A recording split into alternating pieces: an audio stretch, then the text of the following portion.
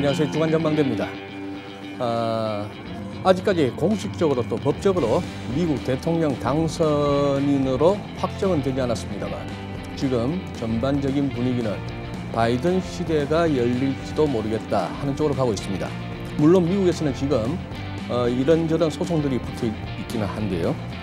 이제 시장에 있는 분들로서는 줄곧 친환경 정책을 주장해온 바이든 후보이다 보니 또 민주당 측이다 보니 이쪽에 대한 좀 대비가 필요하지 않을까 싶어서 오늘 거기에 대해서 공부하는 시간으로 일부 준비했습니다.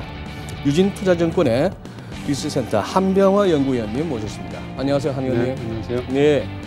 자, 우리도 뭐 뉴딜 펀드 지난 9월 초부터 해서 이렇게 이제 시장에서 이슈가 되었고 신재생에너지, 친환경, 뭐 그린 뭐 이런 식입니다. 오늘 이제 우리 한 의원님 쓰신 이 리포트 중심으로 해서 한번 이 분야를 한번 살펴볼 것 같은데 네. 리포트 제목 아주 화끈하게 다셨습니다. 우선요 그린 혁명에서 자, 그린의 개념부터 한번 설명해 주시죠. 그린이라는 것은 요즘 그린은 과거는 이제 친환경 이렇게 이제 일컬어졌었는데 네. 요즘 시대의 그린은 탄소 배출을 어떻게 감축하느냐 이게 탄소 이제 배출을 네네 이게 소위 말하는 이산화탄소 네. 뭐 온실가스라고도 네. 하고요 온실 뭐 기체라고도 하고요 뭐 여러 가지 용어들이 있는데 탄소 배출을 얼마나 저감을 하느냐 이게 이제 그린의 가장 중요한 벤치마크 지표입니다. 네네. 네.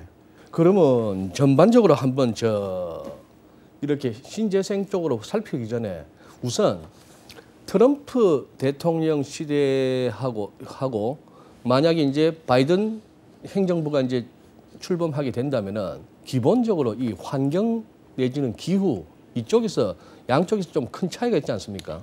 그 부분을 좀 한번 미리 완전히 극과 극이죠. 극과 극이다. 네네 뭐 조금 차이가 있는 정도가 아니라요. 그래서 제가 제목 보시면 하이 바이든이고요. 네, 잘 가라 트럼프입니다. 네, 바이 트럼프인데 저 정도로 이제 극명하게 갈리는 정책을 가지고 있고요. 네. 트럼프는 일단 지지 기반이 화석연료 사업자들이죠. 그리고 화석연료. 그렇죠. 그러니까 네. 뭐 석탄, 석유, 예. 뭐 천연가스 이쪽이 주요 지지층이었고요. 네. 또 뭐 그게 주로 과거에 공화당의 아성인 주들이 그런 쪽에 이제 많이 했었죠. 반면에 이제 바이든은 예전부터 오바마 행정부의 부통령 할 때부터도 친환경 정책들, 네. 네, 그리고 완전히 이제 화석연료가 전혀 다른 재생에너지 쪽 위주의 예. 정책들 이런 쪽이었기 때문에 두 행정부의 이 형태는 완전히 이제 반대다 이렇게 보시면 될 것 같습니다. 지금 이렇게 리포트 첫 페이지가 보니까 탄소 배출 순제로 이제 완전히 제로로 간다 이 말씀인 것 같은데. 그렇습니다. 네. 이 이산화탄소를 말하는 거겠죠. 그렇습니다. 네. 자, 그러면 1차적으로 생각할 수 있는 게 자동차 네. 매연에서 나올 것 같고 그렇죠. 제조업 공장에서 꿀꿀 통해서 나올 것 같고 네, 네. 심지어 소돼지 키우는 축사에서 나오는 거 아닙니까? 그렇습니다. 네, 그죠? 네. 지금 어떻게 제로까지 끌고 간단 말입니까? 넷제로. 넷제로. 넷제로라고 하고요. 그 말은 이제 어쩔 수 없이 나오는 이산화탄소 같은 경우에는 그걸 이제 상쇄하기 위한 투자를 한다. 뭐 이런 얘기죠. 나무를 심는다든지 뭐 그런 부분이 반드시 있습니다. 뭐 예를 들면 우리가 꼭 필요한 자동차를 만들 때도 네. 배터리로 가는 차를 만들 수는 있지만 네. 차를 만드는 프레임이라든지 이런 것들은 쇠잖아요. 그 쇠를 만들 때는 이산화탄소를 완전히 줄일 수는 없거든요. 그렇죠. 네, 그래서 그런 부분들을 최소화하고 그래도 안 되는 부분들은 이제 상쇄를 해서 네. 궁극적으로는 인류가 배출한 지난 한 130년 됐죠. 우리가 석탄이 발견이 되면서 네, 예. 우리가 산업혁명이 일어난 지 네. 그 130년 동안 인류가 했던 모든 탄소 배출을 갖다가 이제 다 없애겠다. 앞으로 30년간입니다. 이건 그러면 세계적인 공감대입니까? 그렇습니다. 이제 과거에는 이제 이런 부분들이 뭐 유럽이 하면 중국이 좀 반대를 하고 또 트럼프가 되면서 다른 나라들은 웬만큼 하려고 하는데 트럼프는 또 반대를 하고 이랬었거든요. 그게 기후협약 탈퇴가 그렇습니다. 예. 파리 기후협약을 트럼프가 이제 당선되자마자 자기는 이런 거 안 믿는다 하고 탈퇴를 했죠. 예. 근데 이제 바이든의 기후 변화 관련 공약 1번이 77일 안에 그 자기가 첫 임기 시작되는 그 날부터 파리 협약으로 이제 다시 돌아가겠다는 거니까 이제는 뭐 이유는 뭐 수십 년 전부터 이런 행보를 해왔었고요. 최근에 이제 아주 더 중요한 이벤트가 있었죠. 중국입니다. 중국이 이제 중국은 소위 말하는 클린 산업, 그린 산업이 많이 발전한 국가예요. 뭐 풍력, 태양광, 전기차 이런 모든 부분에서 제일 큰 시장입니다. 중국은. 그렇지만 중국에 워낙 이제 인구가 많고 많은 탄소 배출을 하기 때문에 그렇게 그린 산업이 많이 발전했지만 계속 이 배출하는 양은 늘어날 수밖에 없었거든요. 그래서 이제 단 한 번도 중국 정부가 나서서 특히 최고 지도자가 나서서 탄소 배출을 순제로 하겠다 이런 말을 한 적이 없었어요. 그런데 이제 이번에 시진핑이 그 얘기를 유엔에서 가서 했었죠. 유엔의 화상회의에서 했습니다. 트럼프 바로 면전에서 이제 했기 때문에 사실 굉장히 그때 이제 트럼프가 심기가 안 좋았을 정도였으니까요. 그래서 중국하고 유럽이 한 상태였고 이제 바이든의 미국이 됐고요. 또 일본도 스가가 이제 총리를 하면서 2주 됐죠. 2주 전에 발표를 했고요. 그 스가 발표하고 난 이에 바로 이제 우리도 문 대통령께서 이제 탄소 배출 순제로 대해서 발표를 하셨습니다. 지금 리포트 내용에 중국도 2060년 이전에 탄소 배출 순제로, 그 전에 2030년 이전에 배출 피크. 그러면 2030년까지 배출 피크란 저 의미는 2030년 이후부터는 줄인다는 얘기죠. 절대 양을 줄인다는 얘기니까. 그러면 앞으로도 이거 우리 저 서풍 불면은 미세먼지는 앞으로 10년은 더 맡아야 되네요. 그렇다고 봐야죠. 예, 뭐 저게 뭐 없앤다고 해서 단기간에 뭐 확 없어지는 건 아니니까요. 근데 이제 어쨌든 2030년에 배출 피크를 만들기 위해서 굉장히 다양한 산업별의 목표치들이 이제 나옵니다. 전기차 확대라든지 뭐 풍력 태양광의 확대도 나오는데 그렇게 되면 이제 굉장히 많이 줄어들 거예요. 우리 쪽으로 오는 여러 가지 이제 오염 물질들 이런 것들이 많이 줄어들 겁니다. 지금 이제 말씀하신 것처럼 일단 신재생 에너지 내지는 뭐 이런 그린 혁명 이렇게 얘기를 하다 보면 이제 1차적으로 떠오르는 그거예요. 휘발유 떼면서 가던 자동차가 전기차나 수소차로 가는 거. 그렇습니다. 아니면은 무슨 뭐 기름 떼서 석탄 떼서 화력 발전하던 거 말씀하신 풍력이나 태양광이나 이게 이제 1차적으로 떠오릅니다. 그렇습니다. 그 외에 또 뭐가 있죠? 뭐 사실은 모든 산업이 다 해당이 되죠. 뭐 아까 말씀하신 사실은 농업 부분에서도 우리 축산업 하면서도 많이 나오잖아요. 가축을 키울 때 이제 그런 케이스는 이제 우리가 소비 행태를 좀 바꿔야 되겠죠. 소비 행태를. 그러니까 육류 섭취를 조금 줄인다든가 또는 그걸 대체할 수 있는 인공육. 그런 회사들이 요즘 주가가 굉장히 많이 올랐죠. 그 비욘드 미트 같은데. 그렇죠. 비욘드 미트 같은 데도 뭐 있고요. 이제 그런 회사들이 앞으로 이제 계속 각광을 받게 될 것이고요. 근데 축사 말씀하시다 보면은 이제 뭐 전원 생활을 꿈꾸다가 이렇게 시골 갔다가 많은 분들이 고생하시는 게 알고 보니 우리 동네 축사가 있더라. 그리고 뭐 시골에서 그냥 막 태우더라. 아무데나 막 소각하더라. 이거는 뭐 도심에서 그냥 뭐 광화문 사거리에서 그냥 뭐 매연 맞는 것보다 더 하더라 이런 분들도 있는데 1차적으로 생각해 보면은 예를 들어서 왜 뭐 기술이 없었어가 아니니까 그런 축사 쪽에서 그 막 배출되는 그 악취를 갖다가 제거하려면 할 수는 있겠습니다만 돈이 많이 들 거 아니에요. 그렇죠. 그죠? 결국은. 그렇습니다. 태양광이나 뭐 풍력 발전소나 아니면 수소차나 전기차가 지금의 현재 우리 하고 있는 것보다 경제적으로는 더 비싼 겁니까? 아니면 경제적으로도 싸다고 볼 수 있습니까? 그거는 이제 부문마다 다른데요. 풍력이나 태양광은 사실은 우리나라를 제외한 웬만한 OECD 국가에서는 이미 화석연료보다 더 발전 단가가 쌉니다. 이미? 그렇습니다. 그걸 이제 우리가 LCOE라는 용어로 쓰는데요. LCOE? LCOE라고 그러니까 뭐 모든 비용, 이 발전을 하는데 들어가는 모든 비용들을 다 포함을 해서 네. 단가를 정하는 거니까 뭐 그냥 발전 단가라고 보시면 될 것 같고요. 그 단가가 이미 한 3, 4년 전부터 싸졌죠. 그래서 전 세계 발전 설치량을 봤을 때 신규 발전 설치량 기준으로 보면 작년 기준으로는 75%가 풍력, 태양광 등 재생에너지에서 나왔습니다. 나머지 한 25% 정도만 이제 뭐 천연가스도 있고 뭐 원전 석탄도 있죠. 근데 이미 신규 발전 설치는 전 세계 발전 시장의 헤게모니를 재생에너지가 이미 장악을 한 거죠. 그 말은 무슨 말이냐면 경쟁력이 있다는 얘기죠. 경쟁력이 있다. 경쟁력이 있다는 얘기는 결국은 발전이니까 가격 경쟁력까지도 이미 재생에너지 다 갖췄다. 이제 그렇게 보시면 되는데 다만 이제 우리나라는 이제 많은 이제 언론들 보시면 우리나라 뭐 풍력 태양광 비싼데 왜 굳이 뭐 싼 원전 안 하고 하냐 이런 이제 언론 기사들이 많이 있잖아요. 우리나라는 비쌉니다. 우리나라는 일반 전기요금보다 풍력이나 태양광 이 발전 단가가 더 비싸니까요.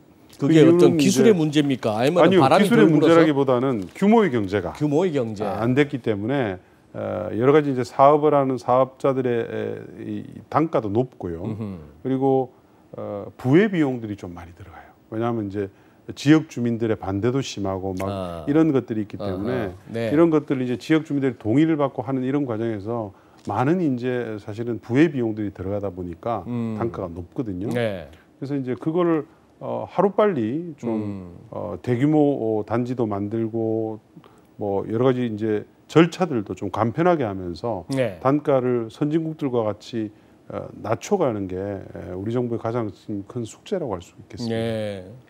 저는 그렇다면은 우리 투자자 여러분들이나 시청자 여러분께서 좀 궁금해하실 만한 거, 단도직입적으로 테슬라 이렇게까지 주가가 오를 줄은 저는 사실 좀 놀랐습니다.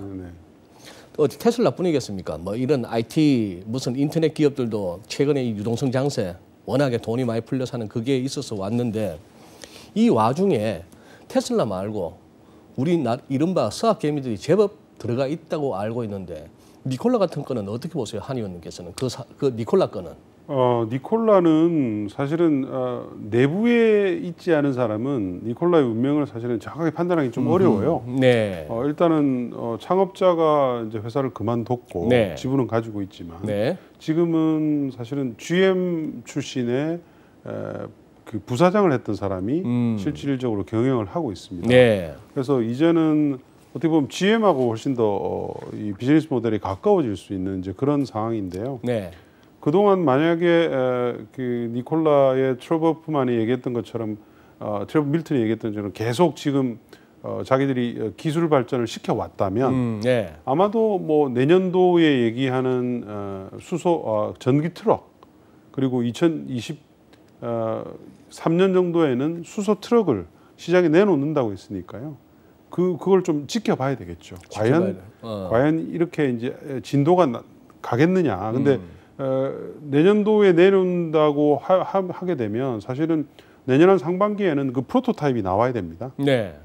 그래서 그런 것들이 진척이 하나둘씩 돼가면 회사가 이제 릴리즈를 할 수밖에 없거든요. 상장을 해서. 그래서 그런 면들을 좀 지켜봐야 될 것 같아요. 만약에 그런 것들이 순차적으로 나오게 된다면 그 회사는 미래가 있는 거죠. 미래가 있는 거고. 적어도 수소차에 있어서는 현대차가 경쟁력이 있지 않습니까? 수소차의 현대차의 경쟁력은 현재까지로서는 비교할 만한 회사는 사실은 도요타밖에 없습니다. 그래요? 근데 지금 현재 상태로 보면 도요타보다도 현대가 더 잘한다고 봐야죠. 전기차 쪽은요? 전기차 쪽은 현대가 지금 현대 기아차를 합치면 한 5위 정도 됩니다. 글로벌리? 글로벌 판매량이. 그래서 전기차도 뭐 당연히 못하질 않습니다. 그래요? 그렇습니다. 그러면 저쪽으로 태양광하고 저쪽에 풍력 발전 이쪽으로도 한번 업계의 어떤 큰 과정이라 할까? 그리고 이제 관련 업종들 종목들 한번 좀 소개 한번 해주시죠. 태양광은 국내 업체가 사실은 한화가 있죠. 한화 솔루션이 지금 뭐 어쨌든 업계 상위 회사 중에 하나이기 때문에 네. 뭐 잘한다고 봐야 될 것 같고요. 뭐 하나솔루션은 아마 미국에도 뭐 생산 기지가 있고 네. 그리고 중국, 유럽, 우리나라까지 전 세계 곳곳에 생산 기지가 있기 때문에 앞으로 충분히 생존 가능한 성장이 많이 기대되는 태양광 회사로 성장했다 이렇게 보시면 될 것 같고요. 네. 나머지 회사들은 아직은 좀 규모가 작아요. 국내에 있는 태양광 업체들은. 그 한때 저 초창기에 OCI가 선두주자 아니었습니까? OCI는 그렇죠. OCI는 폴리실리콘 부분에서는 한때 뭐 글로벌 최상위 회사 중에 하나였죠. 근데 중간에 투자를 많이 못했어요. 중간에. 왜냐하면 이제 단가가 너무 빨리 떨어지면서 수익성이 많이 안 좋아졌거든요. 그때 이제 머뭇머뭇거렸죠. 과연 이걸 그 단가가 떨어졌다는 얘기 보니까 폴리실리콘 중국이 또 제품과 그렇죠. 중국이 워낙 그 투자를 많이 하다 보니까 지금 뭐 중국이 전 세계에서 이 생산 이 캐파 생산 용량의 모듈 기준으로는 거의 한 50에서 한 60%가 중국에 있습니다. 그래요. 그래서 웬만한 것들은 중국이 꽉 잡고 있기 때문에 국내 업체가 글로벌 태양광 시장에서 살아남기가 상당히 어렵죠. 하나 정도 돼야지 이제 어느 정도 생존 가능하다 이제 이렇게 얘기를 할 수 있는 것 같은데요. 다만 이제 이번에 이제 바이든이 당선되면서 조금 변수가 생겼어요. 어떤 변수? 바이든의 주요 공약들은 재생에너지를 확대하는 공약이 기본인데 그 밑에 기저에 있는 것은 뭐냐면 바이 아메리카입니다. 아하. 미국에서 만든 제품으로 자기들은 설치를 하겠다 이런 위주인데요.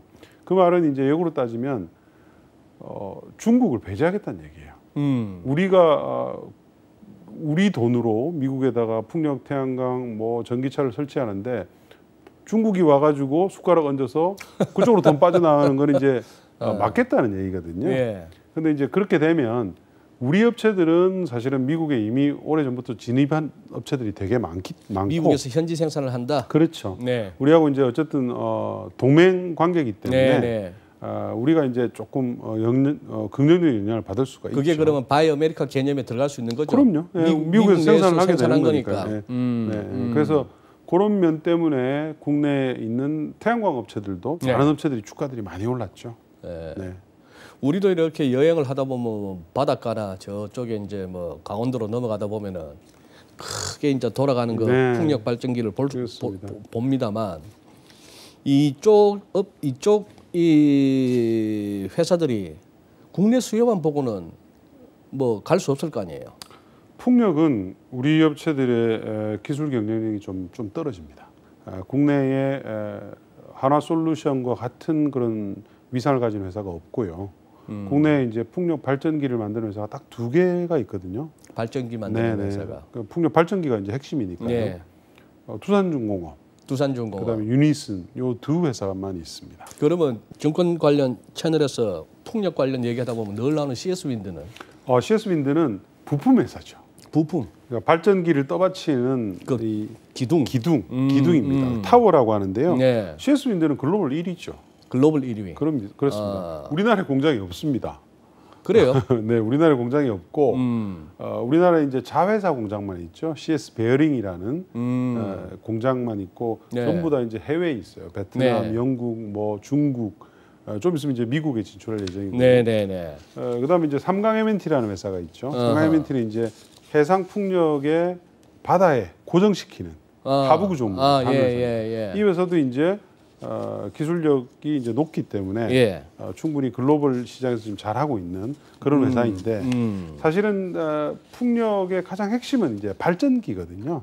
발전기 위에 이제 프로펠러 돌아가시 블레이드가 이제 블레이드라고 하는데 그 회사는 이제 2 회사밖에 없는데 국내에 2 회사가 다 이제 로컬용입니다.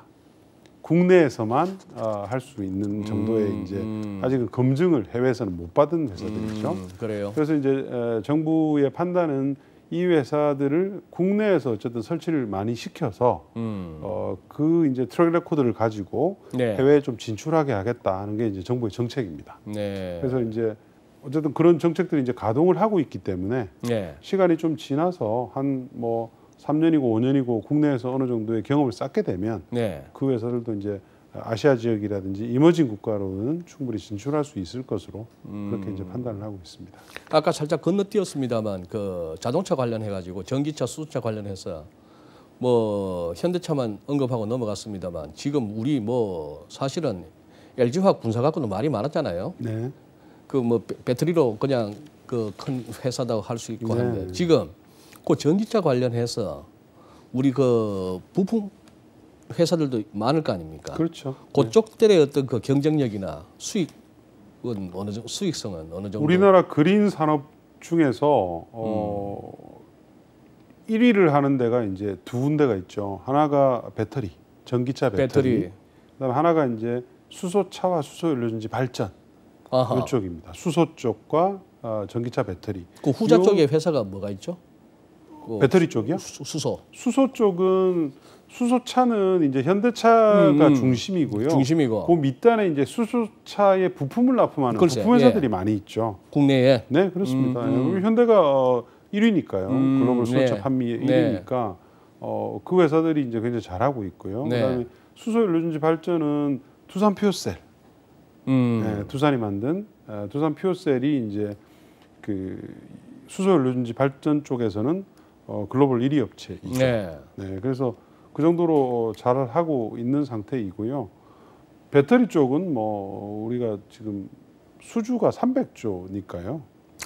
네, 뭐 그거는 대한민국 역사상 가장 많은 수주가 예전에는 이제 저희들 클 때는 리비아 대수로 공사라 그랬죠. 그리고 그 뒤로 이제 MB 정부 때 UAE 원전입니다. 그게 20조예요. 20조. 그래요, 맞아요. 예. 근데 배터리 업체들이 지금 확정된 수주가 300조 수준이니까요. 네. 얼마나 많겠습니까? 그 정도로 이제 그 비하면 주가 싼 거 아니에요? 그렇습니다. 예, 저는 싸다고 보고 있어요. 그러니까 우리 업체들과 경쟁을 하고 있는 이제 중국의 업체들이 있죠. 네. 뭐 CATL이라든지 BYD라든지 이런 업체들이 있습니다. 네. 그런 회사들의 소위 말하는 PER 지표, 네, 네, 네. 그 시가총액과 이제 이익과의 이제 네. 비례되는 배수인데요. 그 배수가 우리 업체들 대비해서 월등히 높죠. 중국이. 그렇죠. 이제 물론 중국은 로컬 마켓이 워낙 크기 때문에 예, 그런 면이 예. 있긴 하지만 예. 수주 면에서 보면 사실은 우리 업체들이 더 많거든요. 그게 이제 유럽과 미국의 주요 브랜드들을 우리가 먼저 선점을 하고 있어서 그렇습니다. 예, 전반적으로 그렇다면 그렇습니다. 한 의원님 보시기에 우리 요 신재생 에너지 관련 기업들 네. 주가가 네. 밸류에이션 측면에서 어떻게 평가되십니까? 밸류에이션이 최근에 주가가 많이 올랐는데요. 네. 제가 이제 말씀드리고 싶은 것은 이제 이런 거죠. 전 세계 모두가 다 탄소 배출 제로를 향해서 앞으로 30년간 달려간다는 거죠. 달려가게 되고 앞으로 한 10년 정도는 정말 화려한 성장을 해야지 목표가 달성 가능한 거예요. 예, 근데 이 목표라는 것이 사실은 별로 바뀌기 어려운 목표입니다. 왜냐하면 우리 인류의 생존하고 연관이 돼 있잖아요. 그렇죠. 지구 온난화라는 것을 이걸 예. 막지를 못하게 되면 우리가 지금 겪고 있는 이런 것들은 아주 섬하게 불과하거든요. 너무 이 극명한 이 기후 변화에 따른 피해, 뭐 허리케인, 뭐 예. 우리 태풍, 뭐 수해, 뭐 예, 맞아요. 말할 것 없이 지금 강해졌잖아요. 그래서 앞으로 30년 동안 우리가 변화를 이루지 못하면 생존하기 어렵고 그 생존하기 위한 가장 중심이 되는 정책이 이겁니다. 네. 그린 산업으로 변화를 하는 네. 것이죠. 그렇기 때문에 앞으로 일어날 성장은 지금까지 보지도 못한 어마어마한 성장이라는 거죠.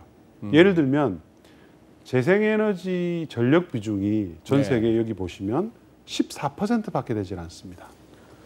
작년 기준 재생에너지 그렇죠. 전력 부분 비중 14%. 비중이 14%죠.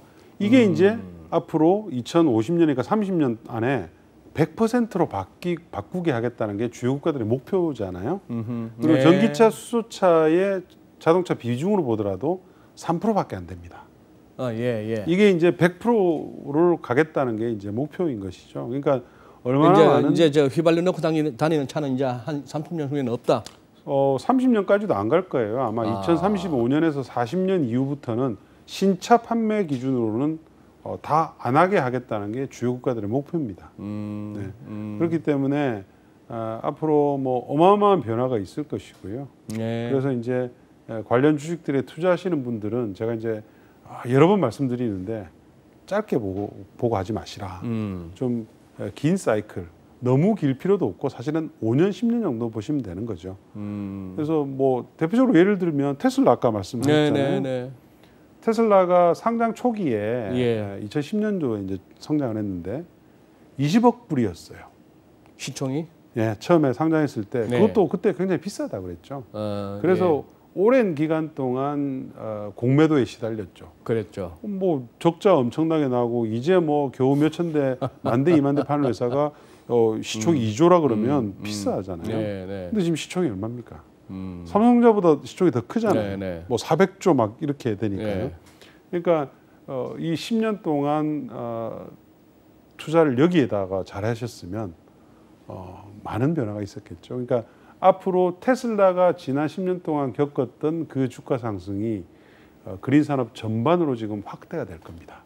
그러니까 그런 것들을 이제 감안을 하셔서 투자를 하시면 많은 변화가 있을 거예요.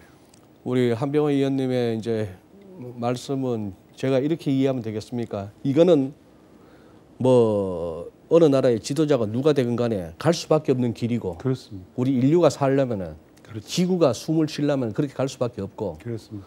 그런 만큼 지금 뭐 전력 부문 14%, 자동차 판매 비중 3%에 불과한 이런 것들이 결국은 다 저쪽으로 가야 된다면은 이거는 무궁무진한 거예요. 그렇습니다. 그래서 긴 호흡으로 가라. 그렇죠. 그다지 긴 호흡도 아니다. 한 5년 내지 10년. 그렇죠. 그런데 이제 우리 투자자분들이 이제 그런 마음을 갖고 이렇게 가시면은 긴 호흡으로 간다면은 그거 한데, 예를 들어 이거예요. 지난 9월 3일이었지 않습니까? 정부에서 이제 뉴딜 펀드 뭐 이렇게 이제 관련해서 얘기하고, 그 다음에 거래소에서는 또 보도 자료까지 내면서 4개 부문에 10개씩 종목도 주르륵 나열하고 이른바 BBIG. 근데 사실 대부분의 종목들이 그때가 꼭지였어요. 그죠? 자, 이제 그때 그런 뉴스에 바로 들어갔더라면은 지금은 소위 말하는 물려있는 단계란 말입니다. 그러니까 이런 걸 갖다가 너무 조급하게 생각할 건 없다. 그럼요. 조급하게 생각하시면 안 됩니다. 그리고 물론 이제 짧게 봤을 때, 지금 시점에 봤을 때 그때가 고점이겠죠. 그러나 1년, 2년, 3년 뒤를 한번 생각해 보십시오. 그게 고점이 안 될 가능성이 제가 봤을 때는 99%예요. 그렇기 때문에 그런 어떤 뭐 그 여러 가지 막 너무 좋고 화려하고 이런 데 너무 매몰돼서도 안 되지만 산업들을 이거 내가 샀는데 떨어지면 이게 고점이 아닌가 이렇게 생각하지 마시고 세상이 돌아가는 흐름을 조금만 공부해 보시면 내가 이런 쪽에 지금 당장은 물려 있지만 계속 이쪽은 투자해야 되는 분야이구나 이런 걸 아마 아실 수 있으실 거예요. 그래요. 뭐 이제 관련 이렇게 종목들 같은 경우도 리포트에 이렇게 분야별로 이렇게 정리를 해놓으셨던데 우리 시청자 여러분께서 그냥 뭐 유진투자증권 이렇게 홈페이지 들어가면 뭐 누구나 보실 수 있겠죠. 그럼요. 조만간에 조금 더 심층 리포트도 한 내신다면서요. 네. 그래요. 그럼 한 의원님, 오늘 우리 또 주간 전망대 처음 이렇게 인연을 맺으셨는데 이 분야에 관해서 뭐 제가 못 여쭤본 우리 투자자분들한테 드리고 싶은 어떤 전반적인 투자 철학이라 할까요? 그리고 최근 장세까지 아울러서 한번 마무리 멘트 한번 해주십시오. 코로나 이슈가 워낙 강하다 보니까 그러니까 소위 말하는 언택트 관련주들, 뭐 빅텍부터 시작해서 이런 종목들이 주가들이 이제 많이 올랐고 최근에 이제 이 코로나 치료제들이 이제 하나둘씩 윤곽이 나오면서 시장의 장세가 조금 바뀌고 있죠. 뭐 백신 얘기 나오면서 조금 분위기가 정상화될 것이라는 기대감 때문에 이제 바뀌고 있으면서 이제 여러 가지 주가들의 움직임이 좀 변해요. 맞아요. 많이 변하면서 이제 어떤 부분은 좀 리스크가 있기도 하고 또 어떤 부분은 기회가 있기도 하는데 저는 이제 항상 투자자분들한테 종목들을 얘기를 하고 산업을 얘기를 할 때 이런 말씀을 드리죠. 길게 가고 지속 가능한 산업에 좀 오래 투자하시라. 그러면 되게 편하게 수익을 얻을 수가 있습니다. 특히 우리나라가 조금 그런 국가예요. 전 세계적으로 보면 우리나라는 왜냐하면 자본시장이 제가 판단하건대 아주 투명하지가 않아요. 그리고 여러 가지 편견과 정보의 흐름이 굉장히 좀 투명하지는 않습니다. 어떻게 예. 보면 예. 뭐 여러 가지 뭐 이유들이 있는데 그러다 보니까 주가의 흐름이 쏠림 현상이 되게 심해요. 아하. 올라갈 때는 확 올라가고 또 아니다 싶으면 엄청 또 하락을 하고 네, 네. 이런 것들이 있는데 이런 이 극단적인 흐름에서 수익률을 지켜나가기 위해서는 길게 투자하는 수밖에 없습니다. 길게 투자하고 살 때도 분산 투자, 팔 때도 분산 매도 그런 식으로 하면서 어떤 종목들이 좀 길게 갈 것인가, 어떤 산업이 길게 갈 것인가 이걸 이제 끊임없이 공부하는 수밖에 없죠. 네. 대표적으로 저희가 이제 딱 사실은 정해져 있어요. 앞으로 인류가 미래에 어떻게 먹고 살아야 되느냐 딱 세 가지죠. 하나는 우리가 해왔던 이런 미래의 흐름을 갖고 가기 위해서는 큰 IT 업체들, 플랫폼 IT 기반의 회사, 이 산업이 성장을 해야 됩니다. AI부터 시작을 해서 그런 것들이 이제 우리가 지난 한 십몇 년 동안 일어났던 구글이라든지 뭐 애플이라든지 이런 흐름이지 않겠어요? 네. 두 번째는 이제 바이오죠. 바이오? 네, 우리가 요즘 코로나로 이제 그게 뚜렷이 더 부각이 됐고 세 번째가 그린 산업이에요. 네, 우리가 살아야 되니까. 그래서 이런 큰 흐름 이 세 가지 분류를 두고 좀 길게 투자하시면 충분히 특히 우리나라 같은 이런 이 쏠림이 심한 장세에서는 많은 기회가 있어요. 오히려 쏠리면서 매도가 나올 때 굉장히 좋은 타이밍이 되는 거거든요. 그래서 그렇게 좀 투자하시면 될 것 같습니다. 살 때도 나눠서, 그렇죠. 팔 때도 나눠서. 그렇습니다. 네. 예, 뭐 못다 하신 말씀도 뭐 적지 않을 것 같은데 또 다음 기회에 모셔서 또 듣도록 하겠습니다. 오늘 고맙습니다. 네, 감사합니다. 네.